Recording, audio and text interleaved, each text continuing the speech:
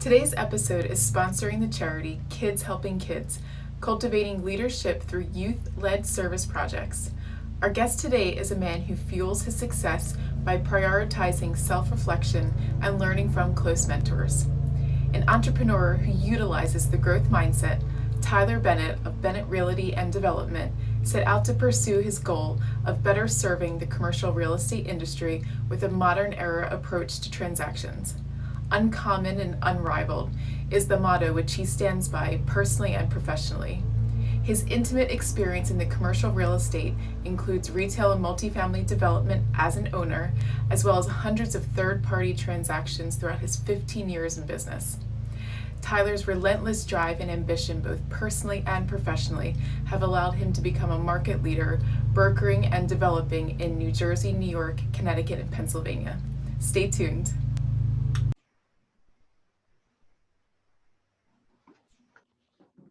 Hey, Tyler, thanks for joining us today on Trusted Connections. How you doing? I'm great. Thank you. Thank you for having me. Yeah, absolutely. Thanks for being on. So let's just jump right in here. Tell us how you got started. So I started Bennett Realty and Development a little over 3 years ago after being in the business for almost 13 years with a burning desire to do things my way and to do them with a vertically integrated company that combines brokerage and development through a multi-state East Coast platform with a forward-thinking approach. So essentially how I got started was from dissatisfaction and lack of fulfillment from the previous decade and beyond of being in the business. So what were you looking for? What kind of fulfillment were you trying to get from being able to start your own company? You know, what was your thought process? Yeah, I mean, to answer that, you have to know me as a person. I'm a burning entrepreneur. It's ingrained in my DNA. I believe heavily in the word mobility. I'm not a suit kind of guy. I'm not a corporate kind of guy. I didn't do well in those kinds of structures with sales meetings. And so really was a desire to do things my own way, having done things other people's way for many years. Not because of my ego or desire to do it my way, but because I truly believe there was a better way. So that was how I got started and the why behind it. And I think that, you know, from a lot of people in the real estate space say they're in sales. I like to say we're in service, and we do sales because I think most companies are structured from a sales approach. So we have a very unique platform that I think is unrivaled with the integration of third-party brokerage and development. So really just the ability to be mobile is one and the same of being an entrepreneur, in my opinion. Yeah, absolutely. You know, it can be very, very scary to go out on your own and to start a new company. And, you know, there's a lot of sleepless nights that can happen, and the thought process that you have to work through in order to keep yourself encouraged and motivated every day. How do you control all of that? What is it that you do? What's your methods?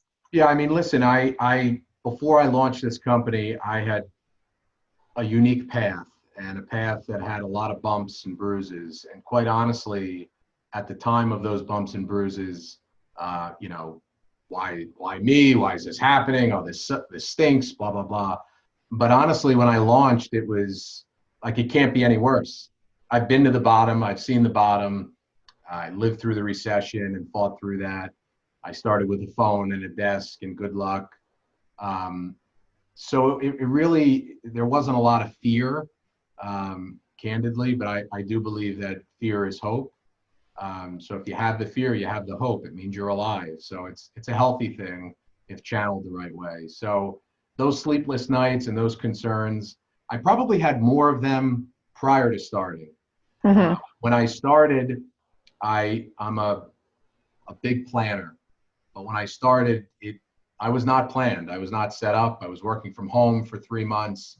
I had left my last partnership without an office space, a staff, a name, a logo, anything. But I followed my heart, and I'm glad that I did. Yeah, absolutely. So going back to you just saying that you're a big planner, how do you pivot when things don't go as planned? Well, the first way you pivot is accepting that you will need to pivot, and you will need to pivot many, many times. And mobility and pivoting are two key words I use almost every day in my own head and to my people here. You got to acknowledge that the plan and the path and the preparatory work behind it doesn't mean it's always going to be right. So it's great to plan, and I'm a big planner, but I also accept that no matter how great my plan is and my execution behind it, it's probably going to require a pivot at some point if you do things long enough. How do you teach your team to pivot? Because that's a big part of making a company successful. Yeah. Because running a company that's growing, you have to be able to really lead your team. So how do you help them with those techniques? Well, that's a great question. The first thing is everyone here knows that I don't stay on the path if the path is not working. I don't care what it is. So what we do is a lot of reflection. I'm a numbers guy and I'm an empirical guy. So it's great to reflect on actual earnings and combine actual earnings with fulfillment. See, I don't believe that, earnings means you're on the right path. This, singularly, it's earnings and fulfillment. So if you're making great earnings, but you're not fulfilled, you're not on the right path.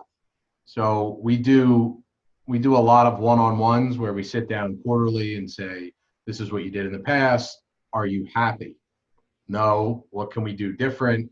And it's more of an idea session than, a monarchy where I say, this is what you have to do, because I want my team to be happy, and they know that. And when I interview people, I always say that, and I think a lot of people are like, what's this guy talking about? Happiness is not business. And I don't subscribe to that belief. I don't believe it. So I believe that happiness is a part of your earnings potential, and it's one and the same. So you got to be happy. And if you're happy and you're fulfilled, your earnings and success will follow. Yeah, absolutely. That's definitely a mindset that I think a lot of people are becoming more adept to accepting. And, companies have begun to realize that your employees' happiness is a huge product of them being able to produce. And, it's very important to be able to listen and to communicate and to be cognizant of what's best for everyone as a whole.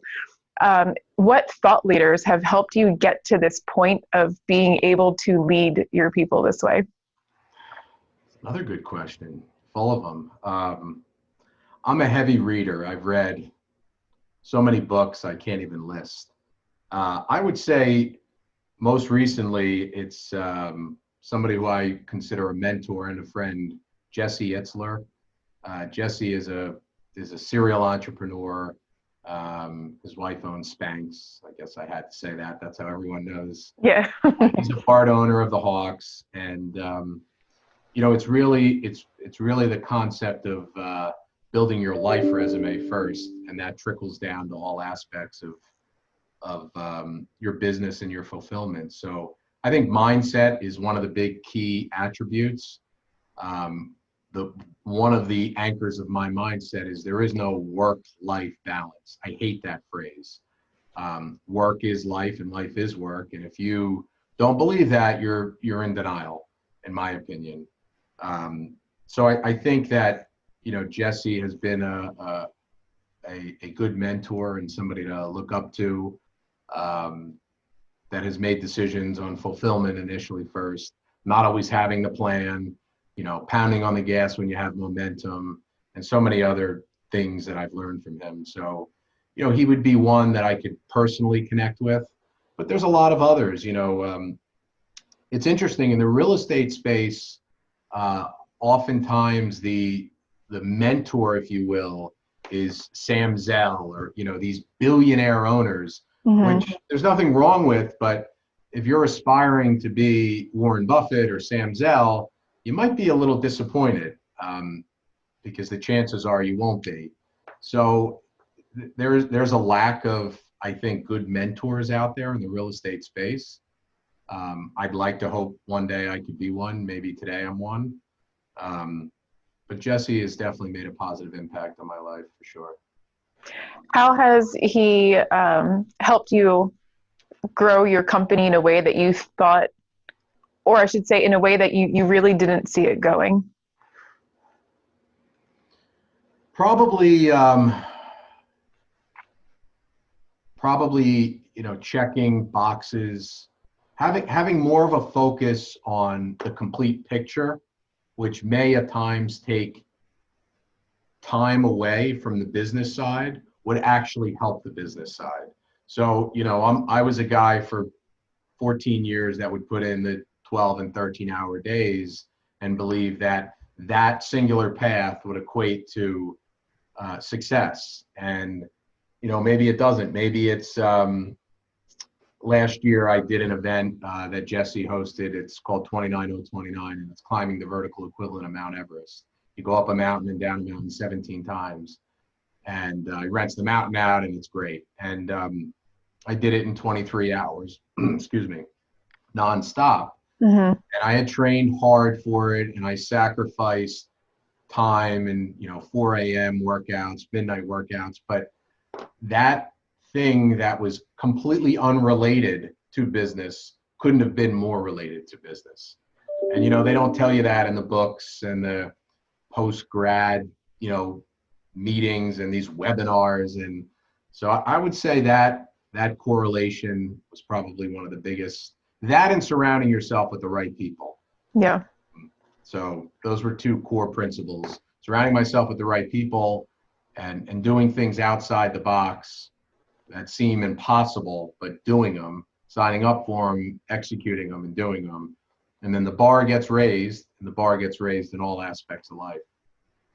How would you, I know getting started with a company, people always go in with the mindset of, as you had mentioned earlier, working long hours should equate to a certain level of success because you've physically and mentally put in, a lot of time.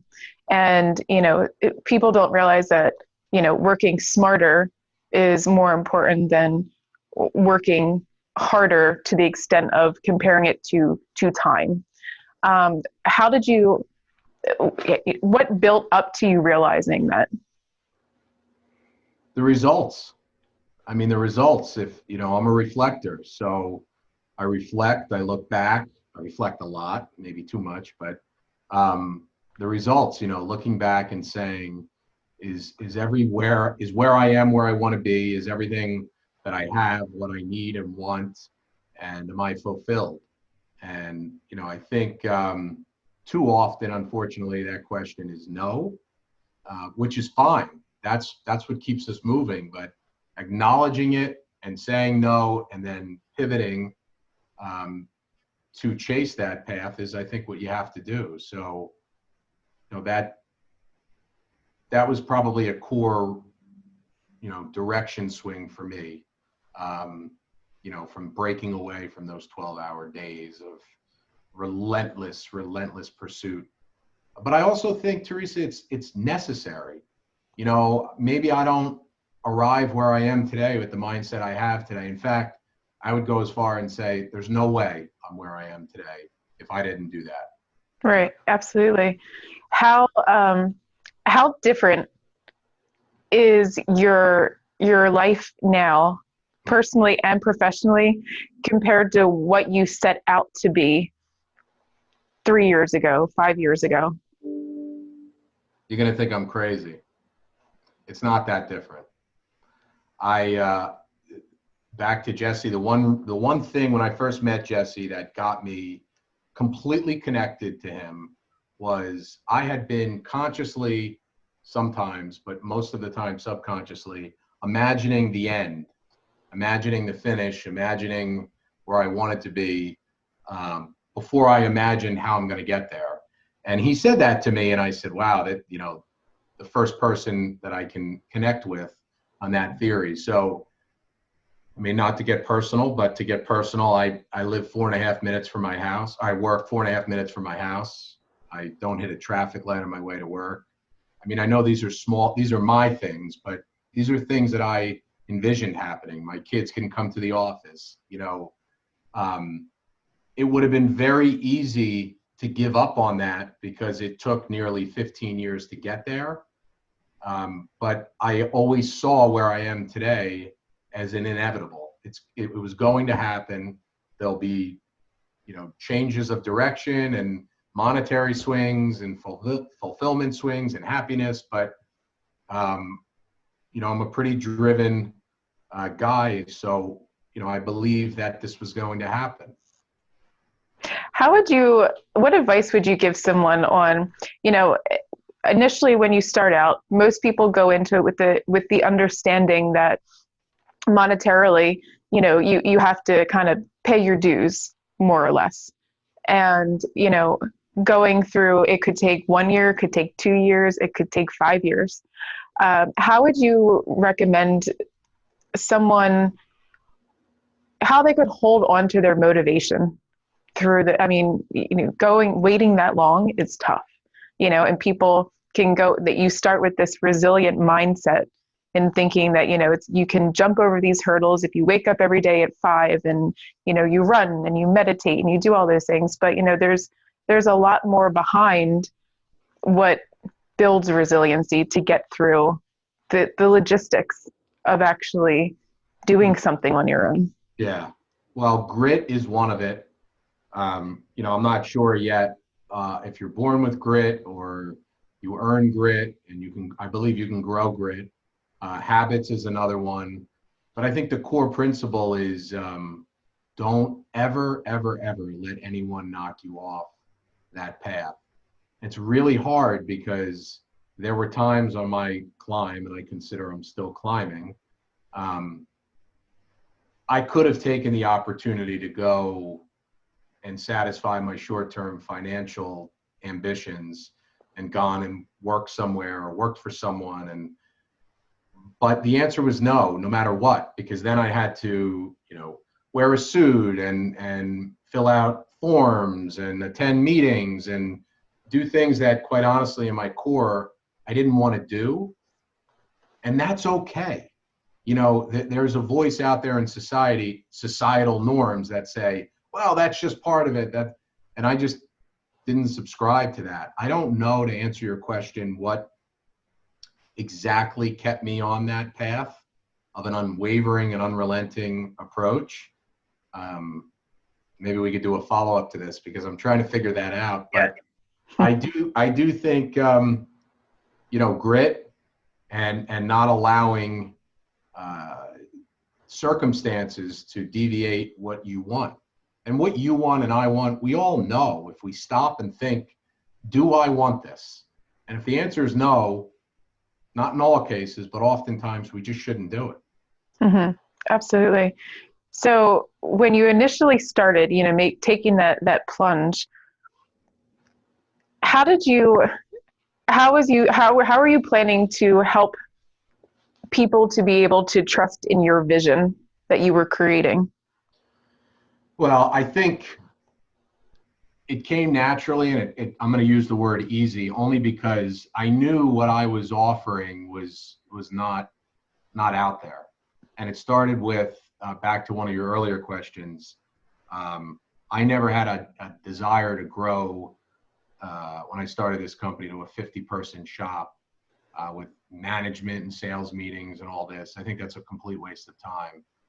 A lot of my peers will just torture me over the statement I just made, but I wanted to hire good people first, and that's what it started with. Good people will make good money. Good people will do good things. And, maybe it was I've been there, I've seen the other side, and I'm tired of it. I was a partner at a company or one of the largest firms in Manhattan and the boroughs in North Jersey. And so I think, you gotta rely on your core principles, and everyone's are different. But I don't know if this answers the question, but I think, good people and my desire to stick to those principles are, a big part of how I got here. Yeah. So it sounds like you're saying you're placing an emphasis on creating an environment of individuals that are, they have great values and they're centered around, creating trust with your clients and letting them know that their priorities come first. What they need, what's best for them comes first, as opposed to, what, as you were saying, just making a sale. Yeah, I mean, look, in a business with a lack of transparency and honesty, the short answer is just do the opposite of what everyone else is doing. Because I mean, the commercial real estate space in the New York metro area is, often referred to as a shark tank. And it is, it's tough, it's grueling, but you could still do the right thing, be transparent and honest, and fulfill your goals and ambitions. So I will tell you, there's not a person that is on the team or has even interviewed here that doesn't say after the first one-on-one, this is completely different. And it is completely different. And I don't desire to do everything completely different, but everything I seem to do professionally is the opposite of what else is out there. Mm-hmm. So do you feel, how do your employees challenge you to better the way you manage? Certainly a day-to-day test of patience. I certainly, coming out of what I came out of for as long as I did, I lacked patience because part of why I got here was I was fed up, right? And so, I didn't want to do that anymore, but I would say patience and patience. Yeah. Patience for sure. Yeah. It's a big one. Your patience was certainly tested as we tried to get on the Zoom meeting today. Yes, it was. A good example of that, yes. At what point in your career along the way have you stopped and thought, wow, I've made it? That's a great question. And oftentimes I say to myself, I should be recording my past, right? Because we forget. And everyone assumes there's this one big event. Like in my case, there was this one big closing and it was a massive check and, and it was a celebratory event, and it wasn't that. It wasn't that at all. I remember maybe 7 or 8 years ago, maybe longer, there's this convention in Las Vegas every year. It's called Recon, the ICSC, the largest commercial real estate conference in the world, I think, or it was. And there was just a feel for when I was there, the engagement, my level of meetings. And it wasn't one thing, but I remember going back to my hotel room. It's a 2-day event after day one and saying to myself, like, I made it, I'm here, I'm where I wanted to get. But now what's next? So I never really stopped and soaked that in, because again, I made it, but I wasn't fulfilled with the structure I was in and the company and my part. It was like, okay, I made it. This is where the top is for this time of my life, but what's next? But yeah, I thought about that. I was anticipating you'd ask that, and there's not really one big event. There's a moment, and everyone's moment, I think, is different. So what do you think has been your best failure that's shaped where you're at now? My best failure, I've had a lot of failures. I think the best, I'll change that from a failure to a fight. You might have to edit this out, but whatever. Years ago, I was with a company, and I left. I was mainly brokering properties. I wasn't buying and developing them like I am today. I had ambitions to do that, but I wasn't doing it. I was a full-time broker, and the practices and the morale and the ethics behind this company were just deplorable. So I left. And when I left, I got in a fight. And it was a fight that I was unmatched and overwhelmed, and against a lot of people with a lot more experience and a lot more money. And it brought me to my knees financially. But I fought. I fought and fought and fought. And was that a mistake or a failure? I don't think it was a mistake. It got me to where I am, but that fight taught me a lot of where I am today. Some of the failures just along the way were, a failure to have over ambitions and then be disappointed, over project your earnings and over expect what you're going to make. And there's a fine line between being ambitious, but then setting yourself up for, a failure, if you will. So I would say it was more of the fight that helped. And then the failures were just over expecting. Yeah. What did you learn from that fight?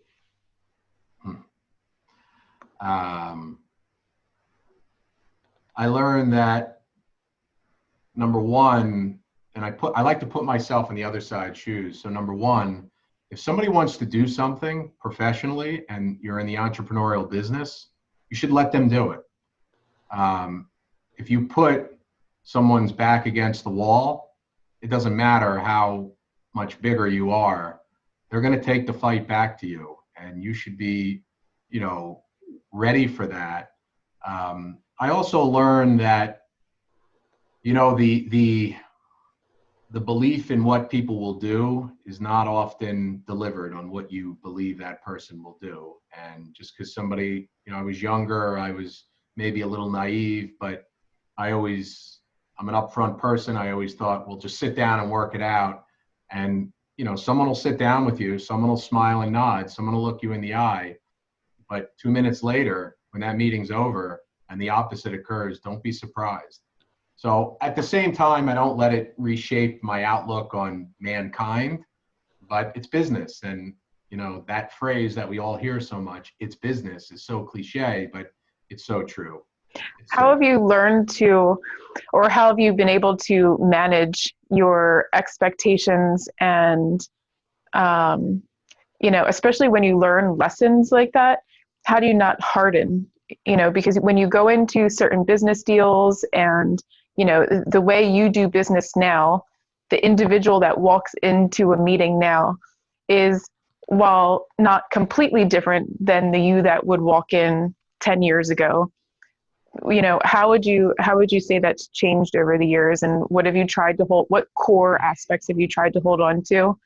And, but because you're going in with a different thought process, as you've progressed over the years.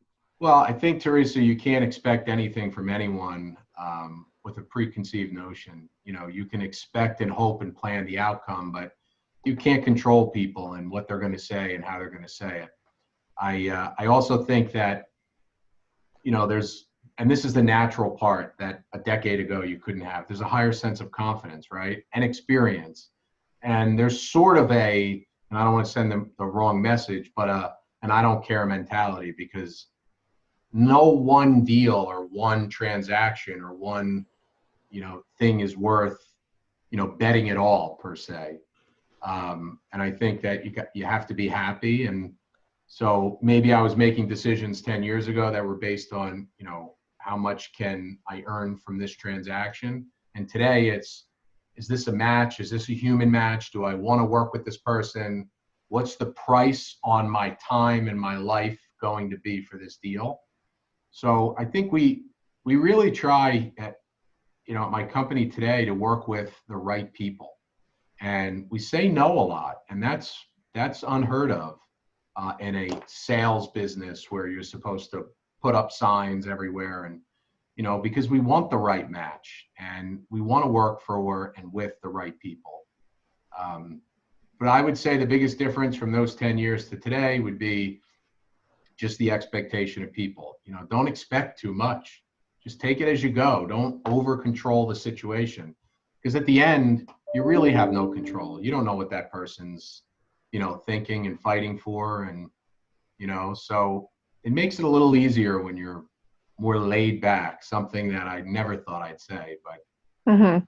So who are the right people? Who are your clients? Who do you find to be the best match for you? Well, number one, two heads of this. On the development side, we look to buy properties from landowners to develop multifamily or commercial properties. So those transactions are driven by core markets. We don't really get to choose the seller and the seller's personalities. Oftentimes we're dealing with non-astute real estate people that are really nice people, but they just have, no idea what they're doing. Dad left them a property or, so on that side, we can't really pick and choose as much as I'd like to say we can. On the third party services side, where we do investment sales and tenant representation and landlord leasing and property sales, I always say when we're pitching that we give you 110% loyalty and we expect it back. If we don't get it back, we're probably not a match. We're not going to give you 110% and you give us 50%. That's not an equitable relationship. And that's where we kind of draw the line where a lot of people won't. Believe me, for many years, I didn't draw the line and I was a punching bag and I accepted that. I never really accepted it, but I convinced myself that that's the way it's supposed to be. And it's not.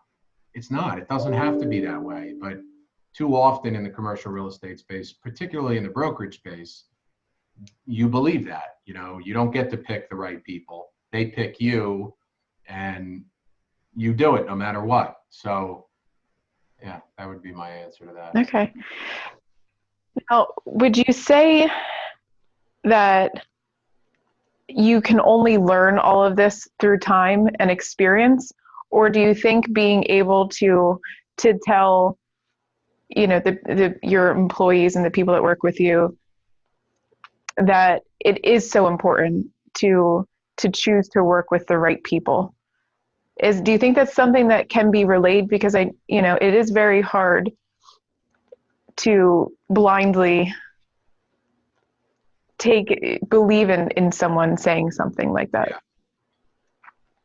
Yeah, I mean, I think the first answer is I think you got to go through the climb and the grind. You have to. There's just no, I'm a self-made guy. My parents were the best parents in the world. They're both still alive. My dad was an entrepreneur. My mother was in real estate as an entrepreneur, but they gave me everything except, the trust that a lot of people have. I mean, the financial trust, so I think that you got to go through it. I think what could accelerate it is being around the right people to guide you, but we don't always have that luxury where we can work with, especially with social media today and everything. People want to immediately become and work with Grant Cardone or any of these influencers or real estate people, but it's just not realistic. And you don't need somebody that has 1 million followers on Instagram to be your mentor. It could be the woman or man that is, self-made and worked their butt off. That's a good person to latch onto. So, but I don't think there's any shortcuts. I think that you've got to go through the grind. And then your last part of your question, it's interesting because when I interview people and I say, I'm a shark, but I'm also mushy in that we do the right thing. We want the right people. And a lot of people look at me, that's the part of the interview where they're like, no, he can't be, and I say oftentimes, if you don't believe me or you have any ounce of doubt, then we're not a match. So you've got to believe me from that gut. If we connect, could be a match. If you don't believe me, it won't be a match. But, I always say, I don't want you to learn the way I learned if we're looking at hiring a younger person. And I will never treat you the way I was treated. So when I left the company, I got steamrolled. I've had people work for me that come to me and say, I'm leaving. And I say, great. I want you to be happy. I'm still in contact with all these people, and I let them go because I don't treat people the way I didn't want to be treated. Again, so cliche, but it's so true. It's so true. Mm-hmm. So, before all of this happened, the pandemic and such, how have you had to pivot professionally and personally? Wow. Yeah. Great question. My staff is working from home. My brokers are working from home. I come to the office every day because someone's got to get the mail, right? And to keep my mind going, the pivot is not, number one, not panic. This too shall pass is something I always say to myself, and something it always does. But the pivot we've made is working more efficiently, doing a lot of these Zoom calls, accepting reality that we really don't have control over the political aspects and who decides to do what. I have taken it personally as a time of reflection, to look at the business and what's the plan going ahead, and speaking to my brokers and my team about, hey, now's a good time. If we want to make a pivot, or if we want to talk about a pivot, let's do it. I see from business side, I see opportunity, and I don't mean to downplay the severity of this event, but anytime there's a down, there's an up. Economically, I think we're witnessing a condensed recession, the likes of which no model has ever forecasted or seen. So I think we're going to sling out of this. I think that, the retail industry was evolving and revolutionizing before this, and this has accelerated that. So, we're betting on certain accelerations from a service platform. We're growing our sales department because I think there's a void in that service side. From the development side, oftentimes our projects, all of our projects require public hearings. And that was a big, oh my gosh, cities and towns are shut down. Well, now we're doing planning board and city council meetings virtually. So it's interesting. That was a little pivot, but again, that was a pivot we had to accept and wait for guidance, because you can't force a town to meet and have a planning board meeting. Mm-hmm. But I'm bullish on the future, and I'm very bullish and a big believer in a lot of what we had going continuing. So it's interesting. You would expect this massive pivot in a down. That's not exactly what we're doing. There are some slight pivots, but I would say we're more staying the course than anything else. Where do you see retail going at this point? I'm very bullish on experience, on entertainment, and on restaurants. And I know that's probably today a reckless statement in the state of New Jersey, where restaurants can't even be open. I just don't believe human behavior and the desires to be happy are going to go away. Do you get the same fulfillment from ordering, a pair of Jordans online that you do in the store? Yes, I think you do. So I think, but that was happening before this. This accelerated it. It exposed the weak, literally, and from a business side. So I think retail is going to change, but I thought it was, if you interviewed me before this pandemic, I would have said the same thing. I think this is accelerating the change from the balance sheet companies that just had high debt, the inability to pivot and be mobile. They were going to probably lose or suffer anyway. I think people are going to go back to the movies. I think they're going to want their kids to have activities. I think they're going to go to restaurants. Is there this seismic shift? I think the seismic shift already started. I think this accelerated it. So, yeah. I think department stores will continue to suffer. Some will go away. Neiman Marcus filed bankruptcy. JCPenney, who knows, they might. But that was going to happen. Mm-hmm. A lot will blame it on the pandemic, in particular them. Oh, it's COVID-19, it's COVID-19. No, it's not COVID-19. It's your debt load and your inability to change your direction. So, so from the development side, where do you see that headed right now for your company? Yeah, well, it's a great question. We, about 7 or 8 years ago, we pivoted more into the multifamily space. We saw retail was just changing. The days of doing preferred development work and going on this tear of opening, multiple, they're still out there, but they became few and far in between. So I wanted to diversify. So we got in the multifamily space. Today, we have about 650 units in various stages of the development process throughout northern New Jersey. We opened an office in Charlotte, North Carolina last year, where we're solely focusing on multifamily and commercial development. So we're very opportunistic. Our bread and butter is, background-wise, is commercial single tenant net lease development. We just completed a Miller's Ale House in Rockaway, New Jersey last year.